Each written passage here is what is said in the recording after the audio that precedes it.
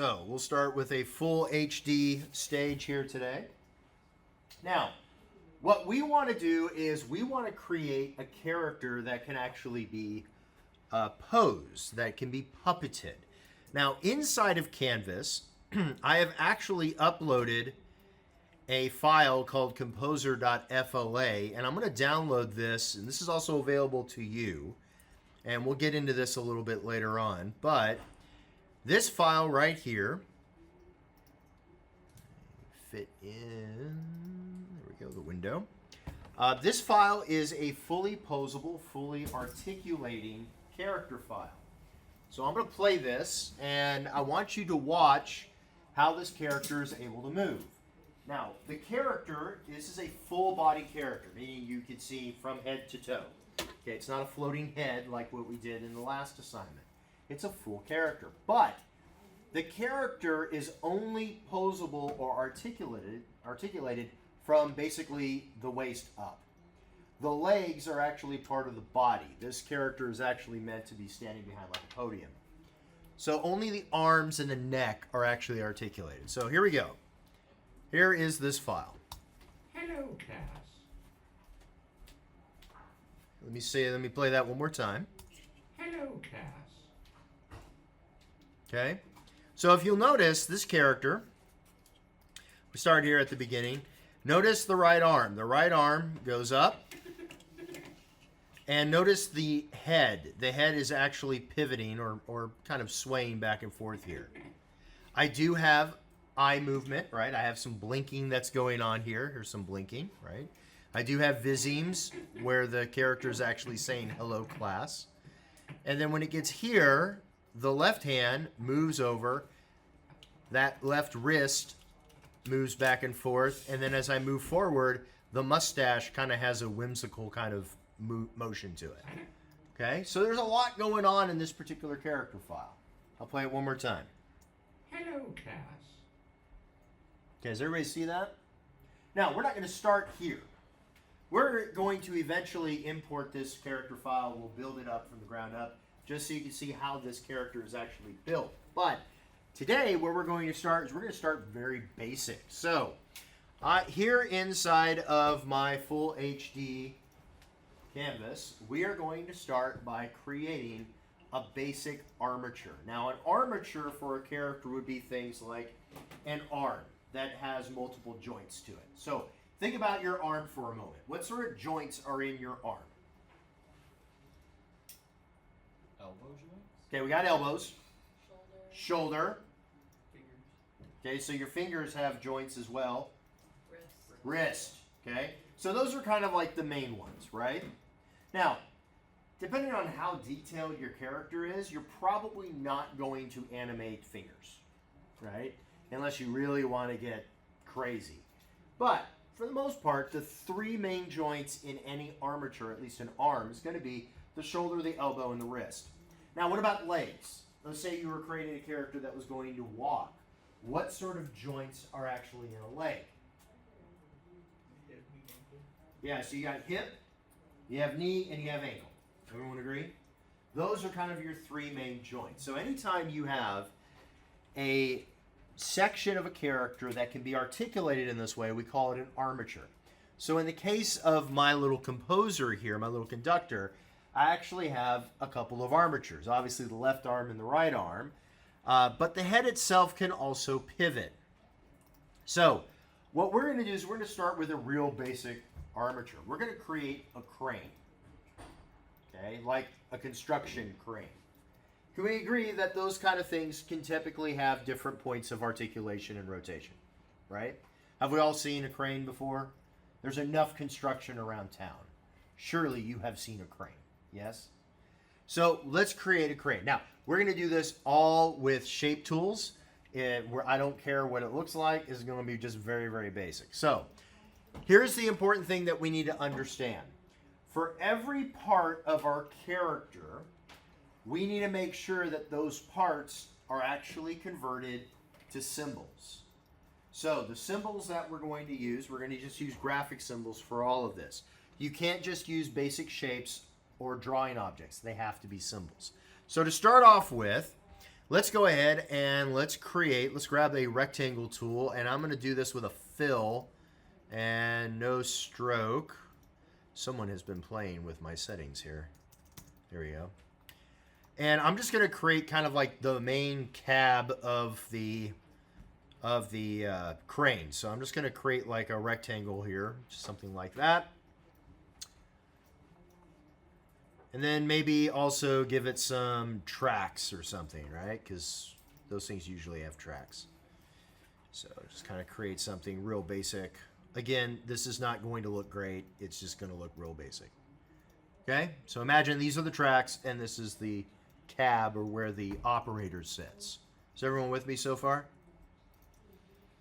Okay, so again, everything needs to be a symbol. And right now, these are just shapes. So I'm going to select this, and this is going to be our first symbol. This is going to be the body of our crane. Very much like in the Composer, I have a main body here that is just the torso and the legs. So I just want to create this as a body. So select this and convert this to a graphic symbol. So again, you can go up to Modify.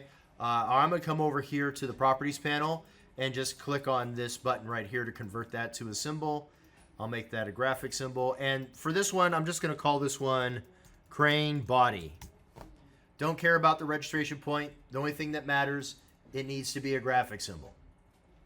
Okay? Don't worry, we're going to do this multiple times. So now I have a body. Great. Now I need to create some arms that I can actually articulate. So maybe I've got the, maybe we'll call it an upper arm and a lower arm, something along those lines. So for this, I'm just going to use basic rectangles. So I'm going to grab my rectangle tool, and I'm going to change the color here so we can see what's going on. So maybe I'll change it to a red, and I'm going to create like some sort of a arm like that. And this arm will go up and down, and then I'll have another arm connected to it. So again, I'm going to select that. Come back over here to my properties. Click here to convert to symbol. And what should we call this one? What do we think? Upper arm, big arm, main arm? What do you want to call it? Don't all speak out at once.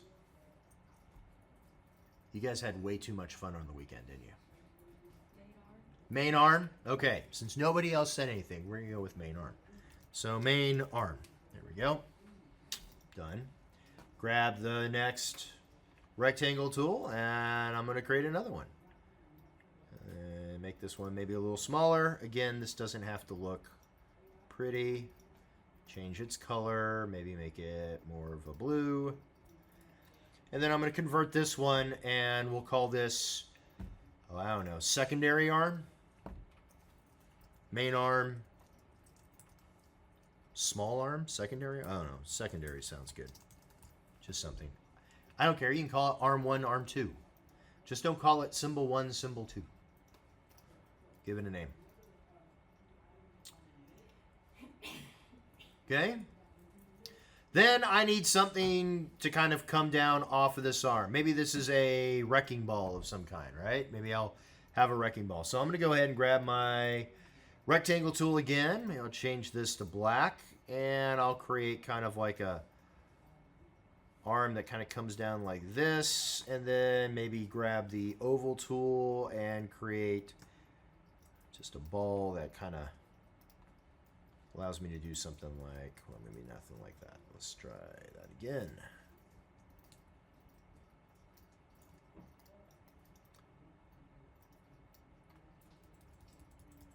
Something like that. I'll select that and convert that to a symbol, and we'll just call this wrecking ball. Okay.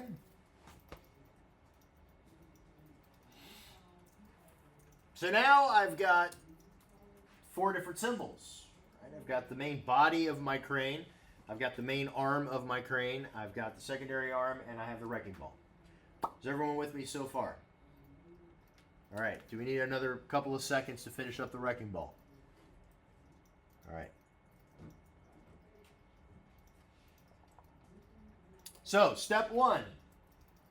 Create the parts of your armature. Now, if this was an actual character, and I was creating an arm, an actual arm, not a leg, but an arm, like say the right arm, what are the parts that would make up the right arm?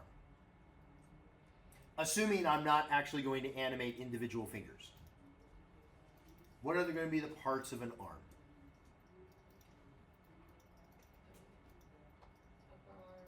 Upper arm or bicep, right? What's this part here? Forearm. Forearm. So bicep, forearm, and hand. It's been a while since some of you have been in biology class, I can tell.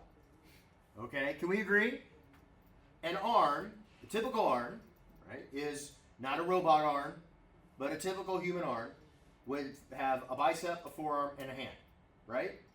And the rotation points are going to be the wrist, the elbow, and the shoulder. So, if in this case, if we had gone ahead and created a bicep, a forearm, and a hand, the next step is we need to make sure that the rotation points are set up correctly. If you remember, several weeks ago when we first started this class, I pointed out that you can actually change the rotation point of a symbol using the free transform tool. So if we come back over here to the tool palette, click on the free transform tool, which is this one right here. And I want you to select this main arm that we have right here, my little red rectangle, the main arm. Where is my rotation point currently set? The center. How do I know it's in the center? The registration dot. Yeah, it's that little white dot right in the middle, right? That's my rotation point. So now if I move this and I try to rotate this, does everybody see it? It's just to rotate it over the center. Where should that rotation point be?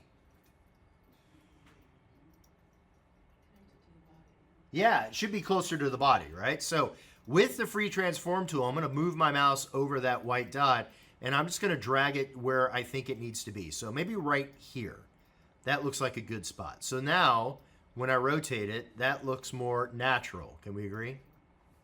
All right, so I've done that with the first part of my armature. Now I need to complete the other parts. So if this was an actual like right arm, I did that with the bicep.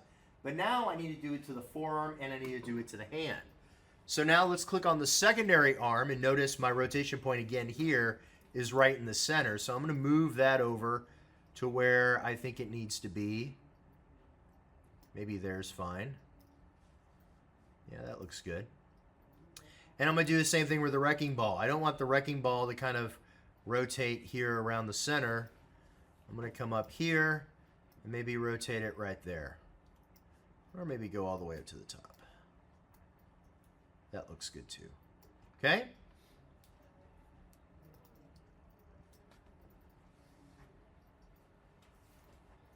So, step one. Build out the individual parts of your armature. So this is a character, and I was doing the upper body. Obviously, I would have the main torso, that's your main body. I would have a bicep, a forearm, and a hand for my right arm, and a bicep and a forearm and a hand for my left arm. And I would have a head.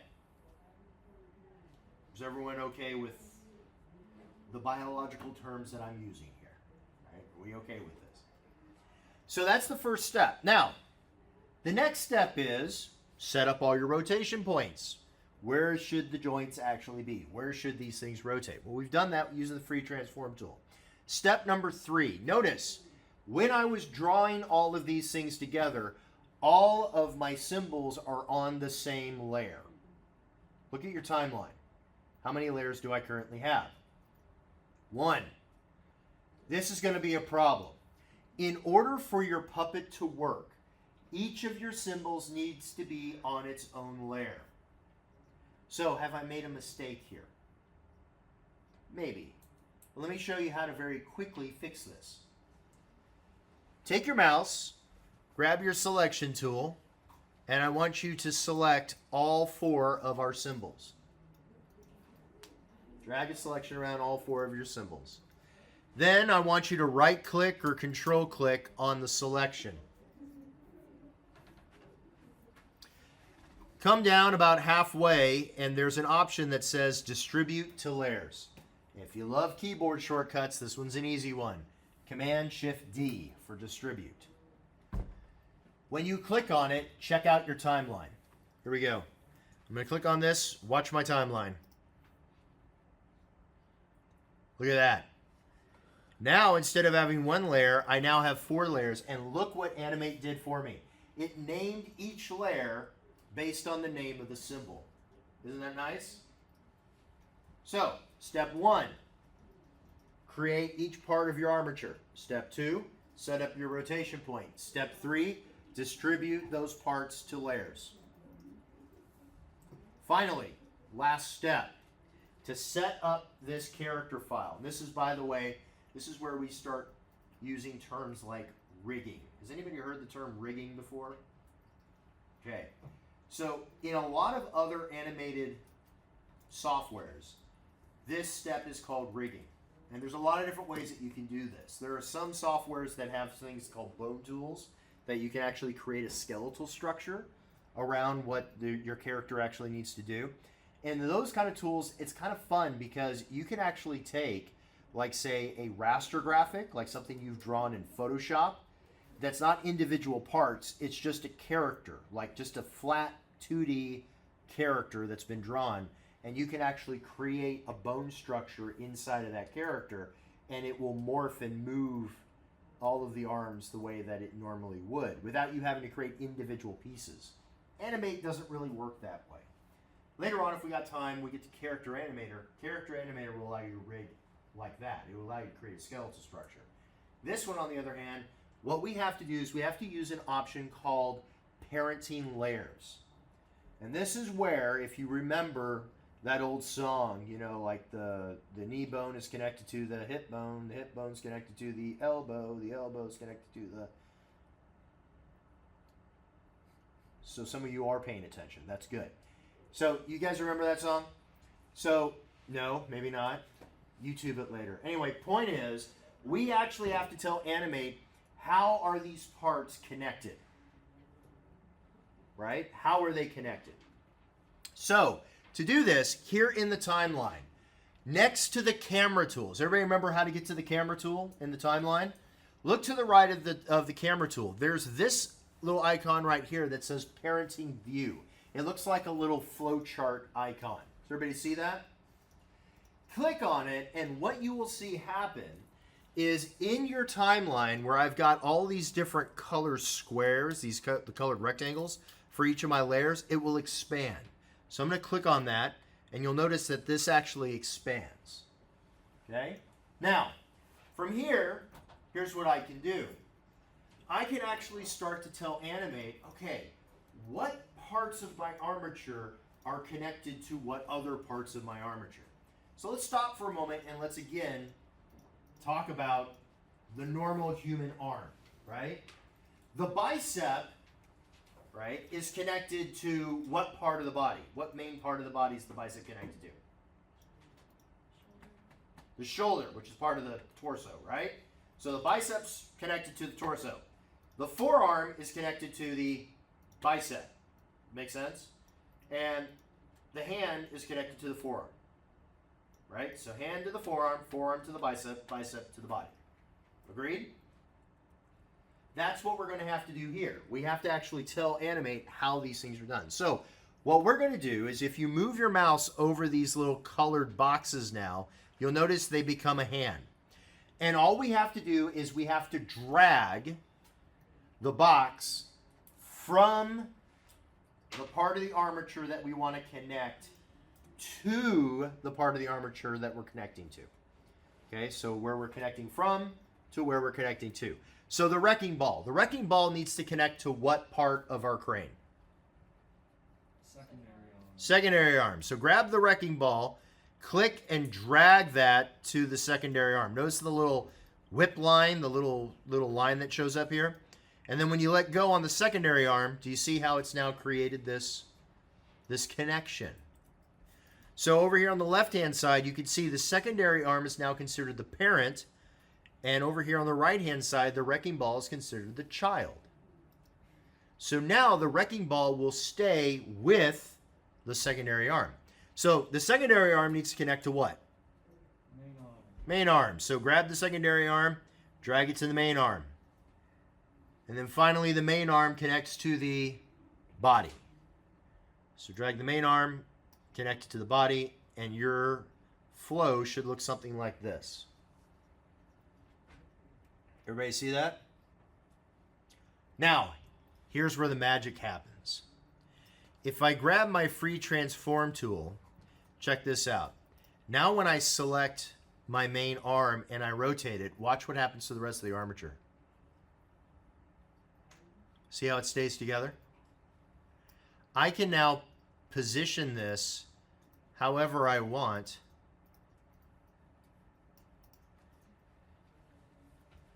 And all of the pieces will stay together.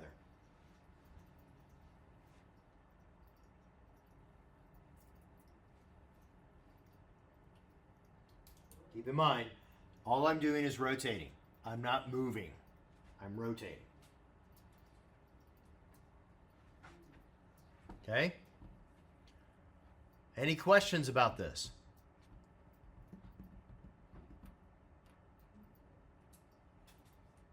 All right, so that's how you rig up or how you parent the individual pieces of an armature. What we now have is an articulated crane.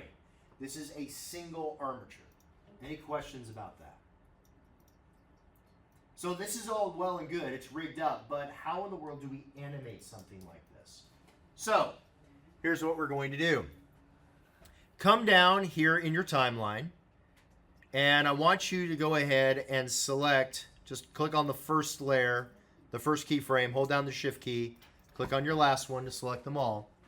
And we're going to apply a motion tween.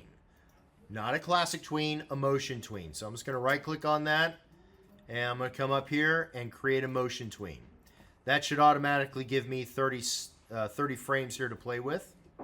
That's fine. And again, if I need to extend this even further, like let's say I want to make this 4 seconds. I can come out here to 4 seconds.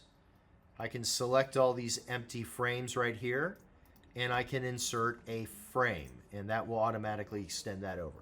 Okay. So for right now, I have 4 parts of our armature, and I'm going to go ahead and animate this. So to get started, let's say somewhere around, I don't know, 25 frames in, I want my arm, my main arm, to move up. So I'm going to move my playhead to 25 on the frames. I'm going to select my main arm, and I'm just going to just drag this up here. Move up here so I can see it a little bit better. Something like that. Maybe I want the secondary arm to kind of come down a little bit like that. Remember, I'm still here on frame 25. And move the wrecking ball, something like that. So, notice in my timeline, because I did all of those changes on frame 25 now has keyframes. Now, the thing with motion tweens, what we've just done is we've now created a keyframe for a specific property. Motion tweens track various properties. What are properties? Properties are things like position. What is the X and Y coordinate of the actual item? Rotation. What is the rotation of the item? That's what we've actually done. What's the opacity? So there's a lot of different things that you can actually do there. So now that I have it moving up, if I move it back here to frame 1 and I play this, you can see my arm is actually animated, right? It's a full tween. Everybody see how that works? So now maybe what I want to do is I want to take maybe somewhere around frame 30. I want this to violently swing down. Okay, so all I have to do is move my playhead to play at 30, rotate that. So now that's coming down. But notice what's wrong with this animation. What's wrong with this? What looks weird? The ball. What about the ball? It's not moving with the. It's not following through. Yeah, it's stuck, right? It's not actually rotating with it. So what I want to do is I'm going to go back to 30. And as it's moving down, this ball should actually kind of be swinging out, right? So something like that. So like that. That looks more natural. Can we agree? So then as it comes down here and it stops, what should happen next in my animation? When that arm falls like that and then comes to an abrupt stop, what should actually happen next? The ball should swing. Do we agree? Yeah, it should swing. So now I'm going to come out another 5 frames, select my ball, and it's going to swing over maybe like that. So I go back here and test it. All right, then maybe it comes, I'll go a couple of frames further. It swings back maybe like that. A couple more frames. Swing it this way. And then have it come to a rest like that. So now I have an animation that looks like this. And if that's a little too quick, that's not a problem. I can come in here and I can adjust where these keyframes actually are. So maybe I want these keyframes to be a little bit further out. So maybe I'll do something like, whoop, select you, drag you, there we go. Click and drag, and I can play around with the position of these keyframes until I have something that looks realistic. See how easy that was?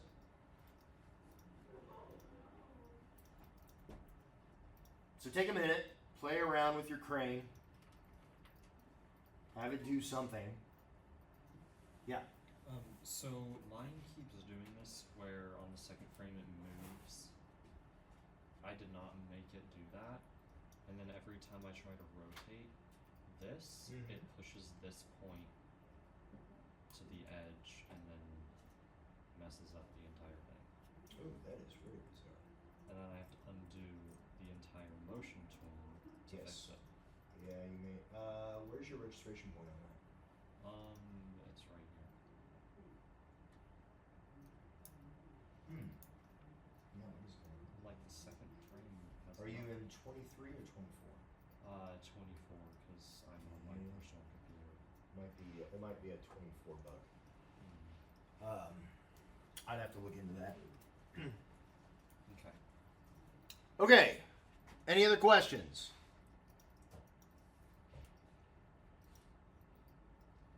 All right, so the steps again to create an armature. Step number 1, you got to create the individual parts. Okay? So if I was just creating a character that had an articulated right arm, okay, maybe I was making a Sherlock Holmes character, and that Sherlock Holmes character had a magnifying glass in his hand, or a big pipe, as Sherlock Holmes is known to have. Then I would create a body that would include the torso and the legs and maybe a static left arm that isn't going to actually move. I would also create a head. For the right arm, I'd create the bicep, the forearm, and the hand that has the pipe or the magnifying glass. And then I would either, if I was creating those in Illustrator, I would import those to animate, or I'd just create them here in Animate. I would want to make sure that each one of those parts is a graphic symbol. So, create your parts, convert them to graphic symbols, and then make sure each one of those is on its own layer. Once they're on their own layer, use the free transform tool, set up your rotation points.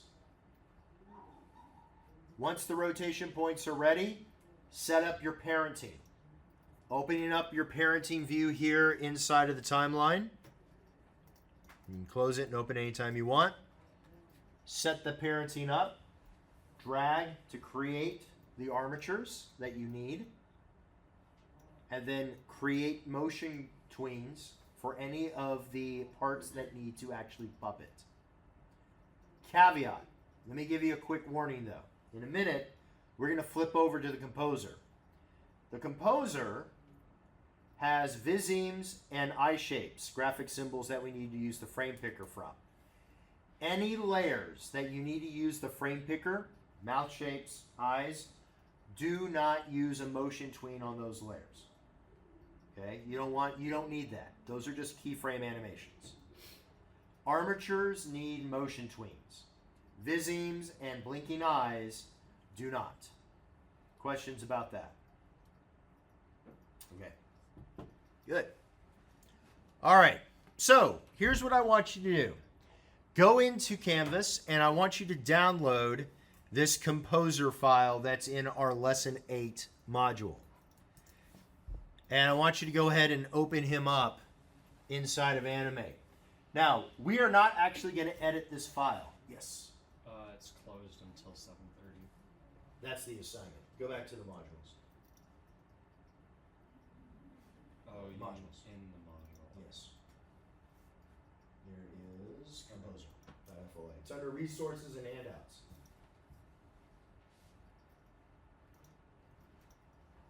Okay? Anybody having problems finding the composer? All right. So, I'm going to show you a neat little trick, not a trick, but a neat little feature of Animate. This file is what we would call a character file. It has a character that's fully built and ready to go. Now, let's say for a moment that I am creating an animated series. How many people here like to watch animated series? Okay. If I'm creating an animated series, you know that there are going to be a lot of different characters that are in that series. What doesn't happen these days is cell-based animation like you would have seen in the world of Walt Disney, where we have, you know, each character is hand-drawn one frame at a time in the scene that they actually are in. Nowadays, with this kind of animation, what we have is individual characters that are built as separate files, right? So anybody here ever watch like Rick and Morty? Are we familiar with that cartoon? Okay. So for the characters, for the creation of Rick and Morty, there would be a Rick character file and a Morty character file, and probably also a Pickle Rick character file. But you would have all these different character files for the different characters that are in your show. Just like this composer. Notice, there's no background here. But these character files would include not just the parts of the character, but maybe accessories that the character would have as well. So maybe this character, while he's in this tux, maybe there's also other clothes that need to go with this character. Right? Maybe there's a sweater or jeans or a hat, a top hat. Maybe there's a version of this character where he has a full beard or one without a mustache. Whatever the case may be, there's a character file that has all the different components and variations of that character, and it's saved as a .fola file. When you go to create your new episode for your series, you're not going to be animating in the character file. You're going to create a brand new document. In that brand new document, you're going to create the background, the scenery that you need for the episode. To get your characters into that scene, you're going to import the parts that you want from your character file. Does this make sense? That way your character always stays separate episode to episode, right? It doesn't change. It's always in that character file. And if you need to make an adjustment to the character, you have one place to go. You don't have to go back and try to like deconstruct a character from a previous episode. Everything is stored in one file. However, how do we incorporate this? How do we import from one animate file to another animate file? And by the way, copy and paste is a terrible way of doing this. So let me show you how we're going to do this. We're going to do this by recreating our composer as a new file. Now, this composer was created as an HD file, not a full HD file. So go up to your file menu, please, and let's create a new document, but this time just regular HD, not full HD. So I'm going to go to File New, and I'm going to choose HD as my preset. 1280 by 720. And click Create.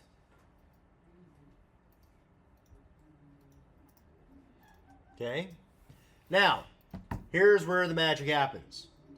Since we already have the composer open in Animate, and some of you may not have the composer open, that's fine. I'll show you a way to do this without opening the composer file. But notice, up here at the top, I've got my crane, which I didn't save, and I have my composer file.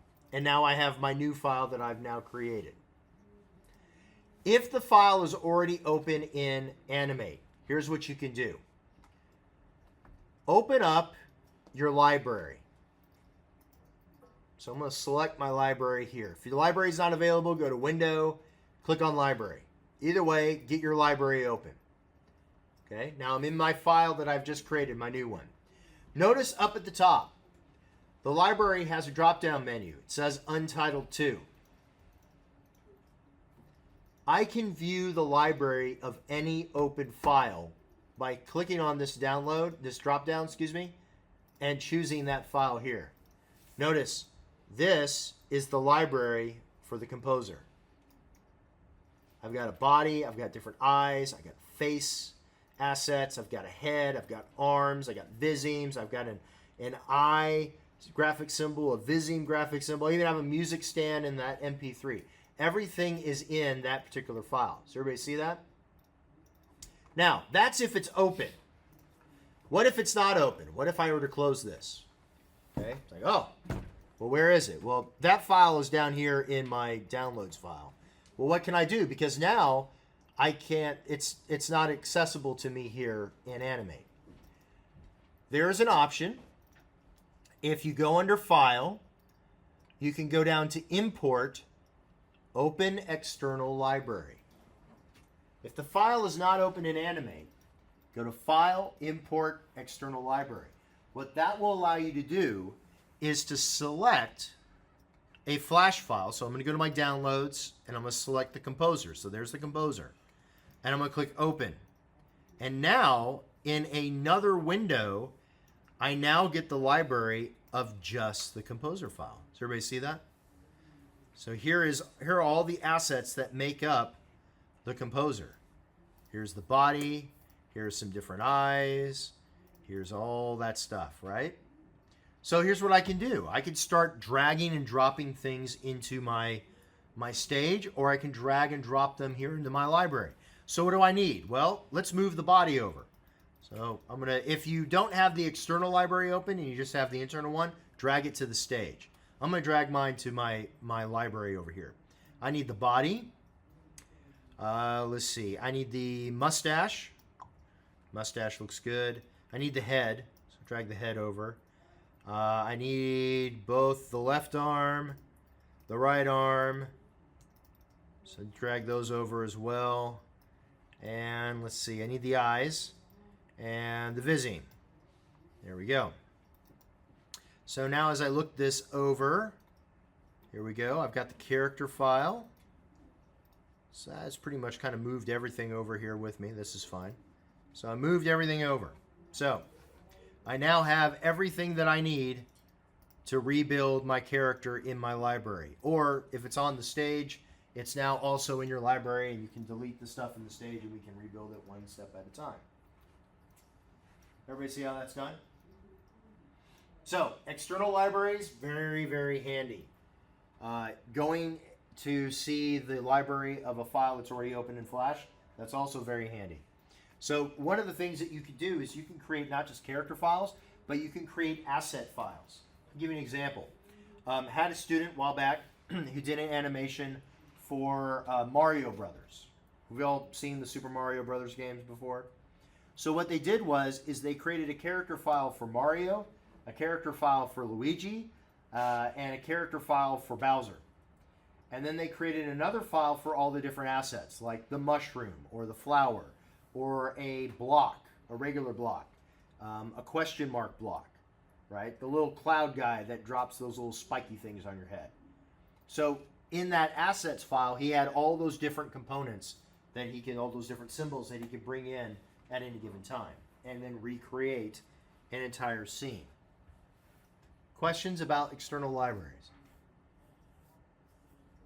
All right, so you can follow along. I'm going to rebuild the composer, and we're going to start with the body. And I'm just going to drag the body over here. There we go. And I'm going to recreate this guy. Now, as I'm recreating him, as I drag certain things over, you'll notice that the stacking order may not be correct, how they are arranged. Let me show you how to very quickly fix that. So I have the body. Now I'm going to go with the head. So the head, I'm going to build the head. So now notice what's wrong with the head here.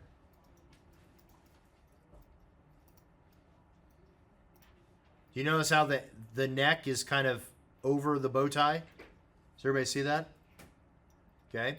This is very important. Look at how this character is actually designed. Notice the collar here. Notice I don't see the back part of the collar. How many people here have ever done the invisible person assignment in Flynn's class? What'd you all think about that assignment? Fun but difficult. Fun but difficult. Remember, when you actually had to create basically make somebody disappear and their clothes were still there, you had to create what the clothes look like behind them, right? The back part of the clothing. I don't know how you want to say that other than that. Notice here I don't have that, okay? Because I only care about the front part, because I want the front part to kind of hide certain things like the bottom of the neck here. But the problem is that when I drag this over here, this is on the top of the body. So how do I get it to actually go behind it? Just like this. So how do I go from this to this? Have we all played with the arrange options before in something like, say, Illustrator? All right, so let me show you. There's a keyboard shortcut. It's not the same as Illustrator and Photoshop. Why? Because Adobe likes to keep things, confusing. Keeps you guessing. On your keyboard, if you press Command up or Command down, the down arrow or the up arrow, that will move the object one level up or one level down. If you want to send it all the way to the back, it's Command Shift down. If you want to send it to the front, it's Command Shift up. Okay? So as we go through this, we are going to want to make sure that we arrange these objects so that we can kind of cover up the seams. Now, it's also very important that when you go to create your character, what you don't want to do, let's say I'm creating a left arm. Now, I'm sorry for people watching the screencast, you can't see this. If I'm creating a left arm here, the hand, I don't want the hand to have a sharp edge right here.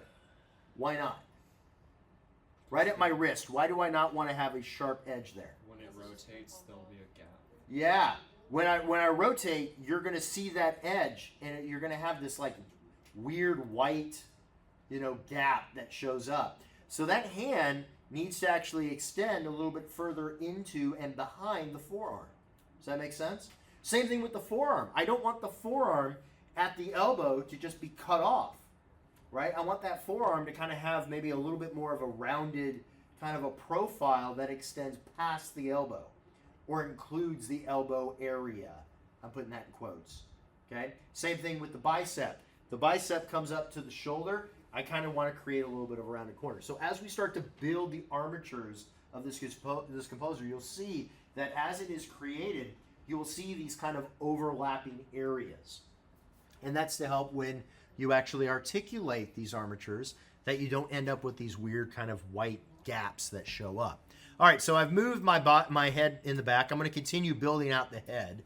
So the next thing I want to do is I'm going to grab the eye. I don't want the individual eyes here. These are what actually make up the eyes here inside of the graphic symbol. So I'm going to grab my eyes, and I'm going to put the eyes where they're supposed to go. There we go. That looks good. Something right there.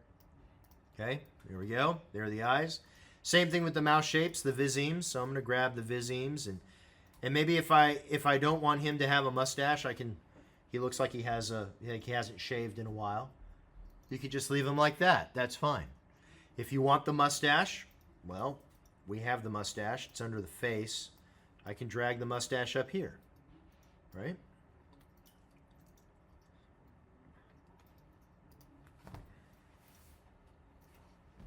Now, if I had dragged the eyes in, and let's say the eyes were behind the head, right? That's where, of course, bringing those eyes up a level using a range, up or down, command up or down, is really going to help you out. We good so far? All right, so that's the head. Now let's actually build out the arms. So I'm going to start with the right arm. So I'm going to come over here to the right arm. And I'm going to start, they have an upper arm here. So this upper arm is going to come here, and I'll kind of put that somewhere like that and move that to the back. Lower arm. And of course, you can kind of see for the lower arm here, I'm going to kind of drag it to where, see how it's kind of overlapping right here? I'm going to have it to where it's kind of overlapping. There we go. And then I'll take the hand, and the hand definitely needs to go behind the cuff. You can kind of see how much is kind of overlapping there on the hands. Everybody see that? So put that behind the cuff. There we go. And there we have a hand or an arm. And now I'm just going to do the same thing with the left arm. Just going to build out the left arm. That needs to kind of go. That's good right there. Just kind of position these things. The left hand actually has a baton.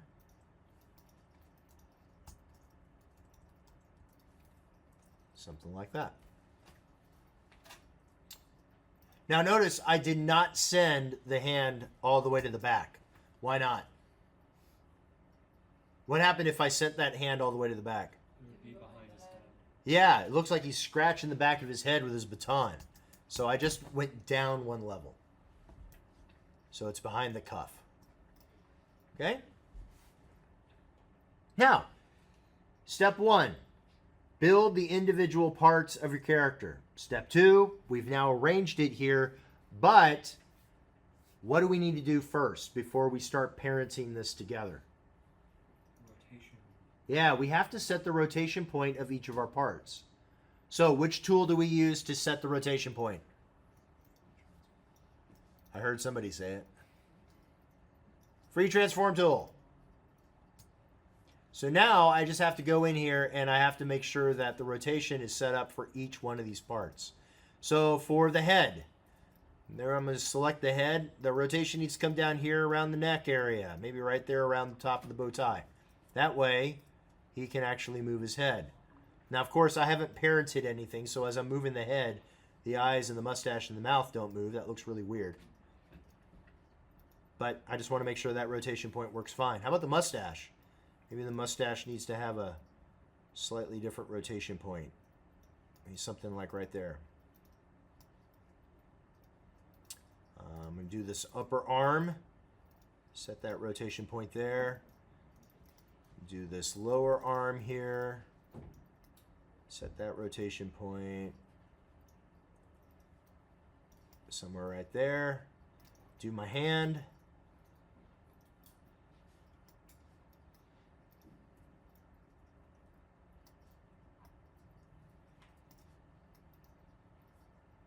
Something like that.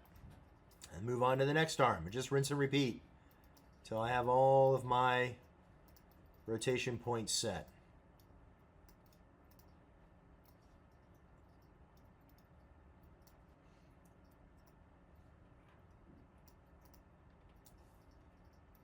Okay?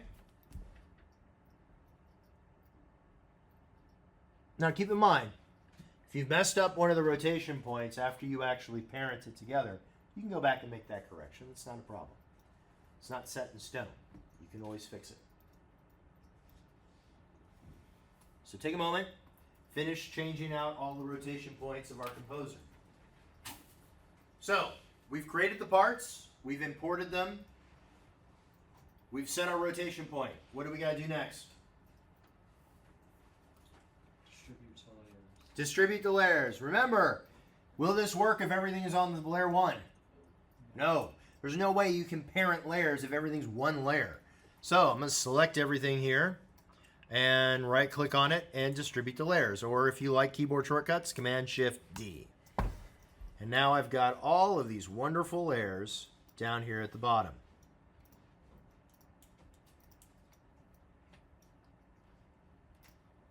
Okay?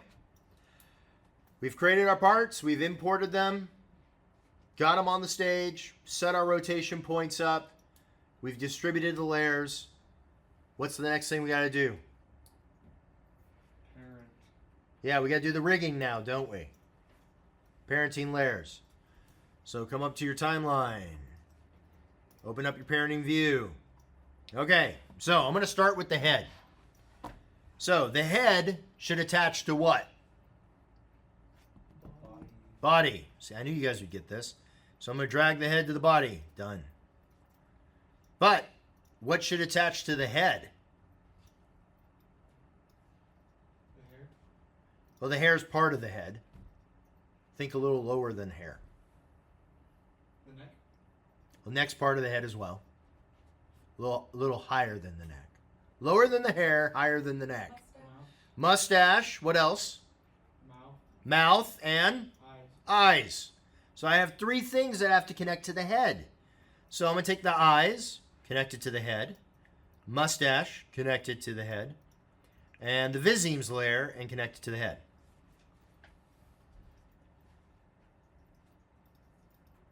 Right? So in fact, if I were to grab the head now and I rotate it, now my eyes and my mouth and my mustache move with my head. Right? You can try and test to make sure your parenting rigging's working just fine. Okay, so that does that. I'm gonna move this layer up. I don't know why my right upper arm is so far back. Okay, so now my upper arms. Oh, it's to be behind the body. Oh, it is to be behind the body. You're right. That one needs to be behind the body. There we go. All right, so my upper arms need to connect to what? The body. To the body. Okay, so I'm going to grab my right upper arm, connect it to the body, my left upper arm, and connect that one to the body.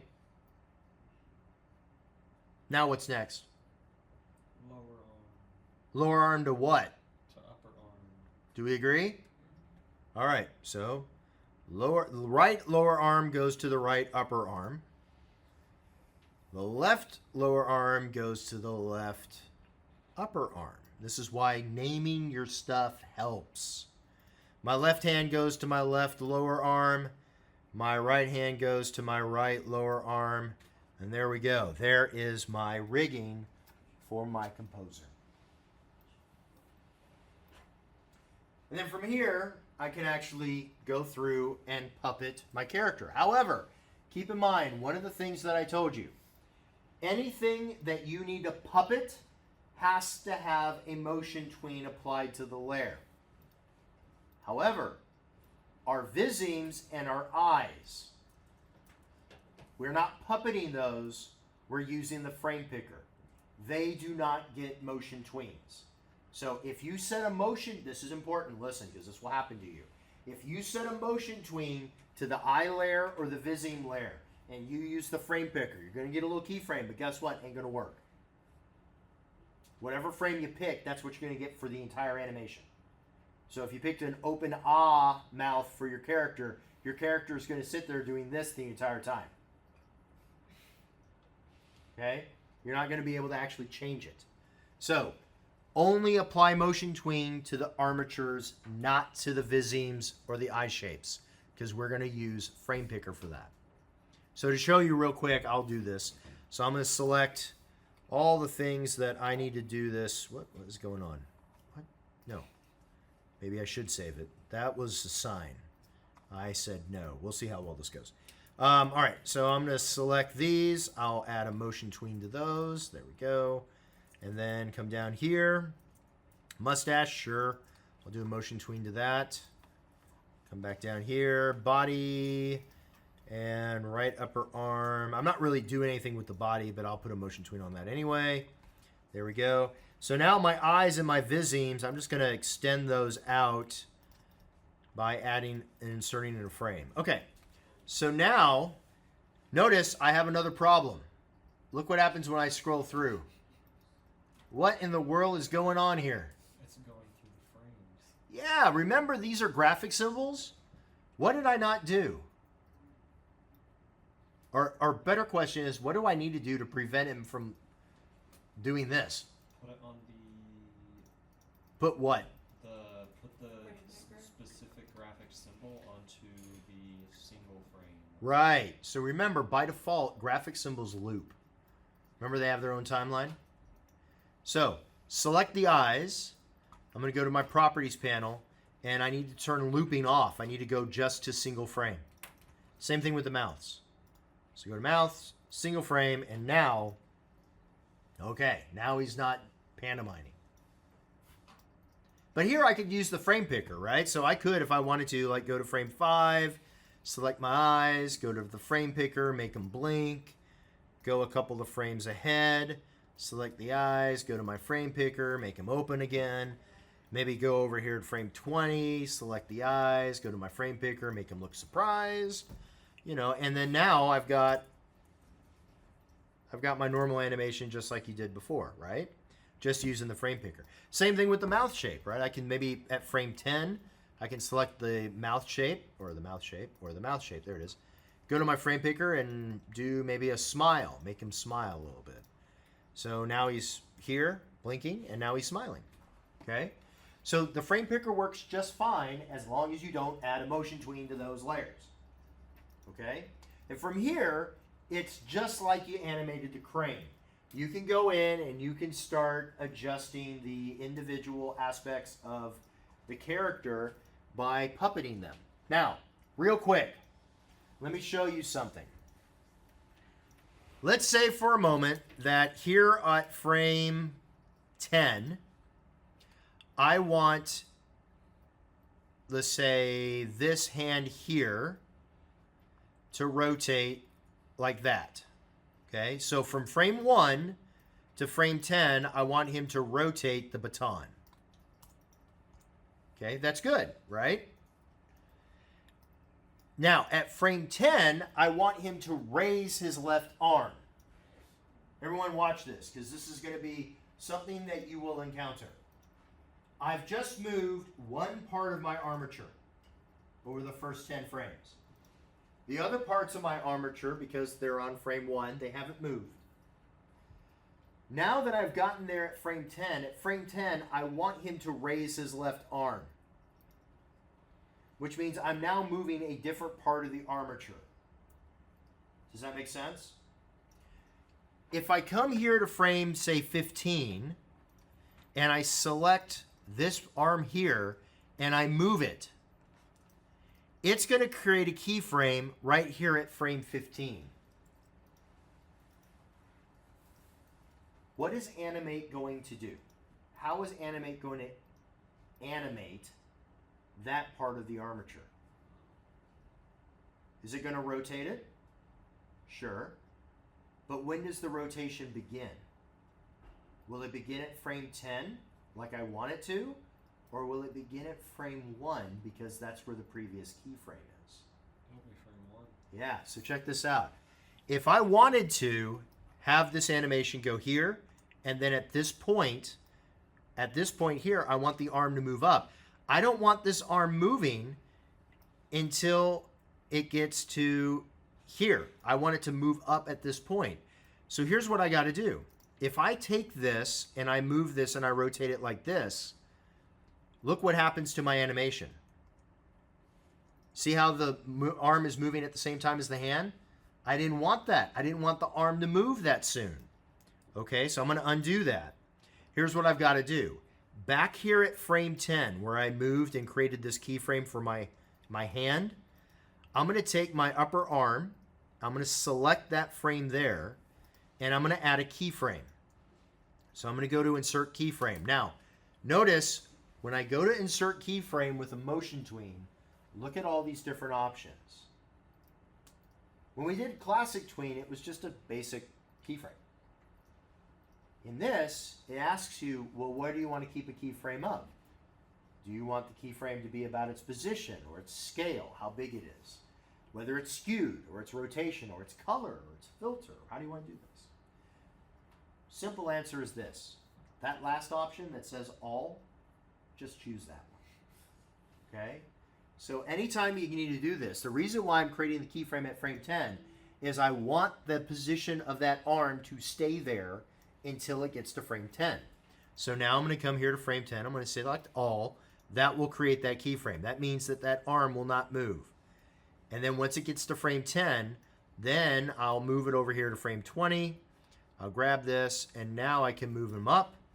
And now he's moved up here. And maybe here at frame 20 again, maybe I'm going to rotate his hand just a little bit more.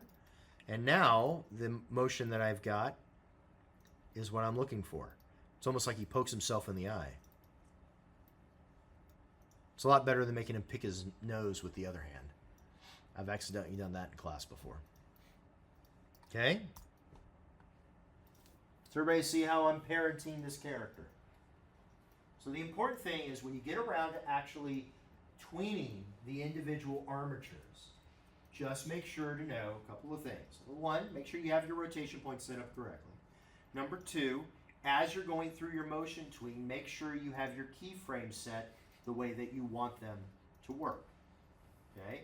If you need to set a keyframe in an earlier frame to keep that part of the armature set before you start the next motion, do so. Just right click on that frame, go to insert keyframe, and insert a keyframe for all. Any questions about this? No? How do we feel about this? All right, so the composer file is yours. You've downloaded it. You can use it. This will be uploaded. The video of everything that we just went through is going to be uploaded to Canvas tonight, so you can take a look at it again.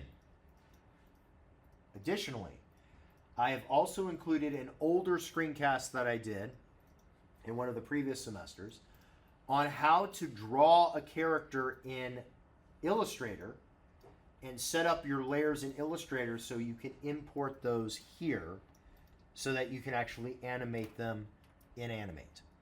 So if you feel more comfortable creating in Illustrator, I know some of you are, watch that little video. It's about 10 minutes long, but it'll show you how to set up your Illustrator file. There's a couple of tricks to that, because if you don't do that, you're going to end up with parts of your arm kind of all mashed together and merged, and it's not going to work well, okay? It's going to be a big problem. So watch that video if you like to use Illustrator. Questions?